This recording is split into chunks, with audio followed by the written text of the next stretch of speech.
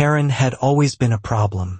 She wasn't just any HOA member, she was the type who thought the rules didn't apply to her, especially when it came to the vast field beside my property. Every day, like clockwork, she would ride her ATV through my field, leaving deep tire ruts and damaging the crops I had carefully planted. At first, I tried asking her politely to stop, but she just scoffed and kept going, claiming the field was part of common land. As much as I hated confrontation, this was a step too far.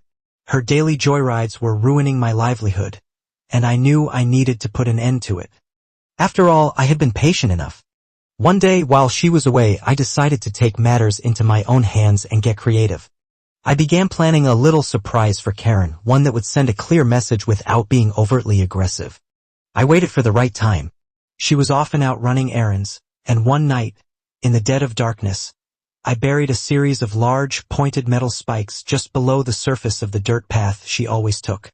These spikes weren't dangerous enough to hurt her, but just enough to puncture her tires. I covered them carefully with a thin layer of loose dirt so they wouldn't be visible. The next day, as expected, Karen rode her ATV down the same path. I watched from the window, grinning to myself. Sure enough, she hit the spikes. The sound of her tire popping was immediate, followed by a screech of frustration as she realized what had happened. She came off the ATV, swearing loudly, and had to call for help. I didn't even bother to go outside. There was no need to. By the time the tow truck arrived to get her vehicle, Karen was fuming.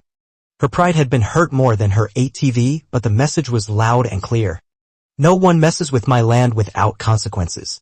From that day forward, Karen stopped her daily ATV rides through my field. In fact, I didn't see her near my property again for weeks. I'd won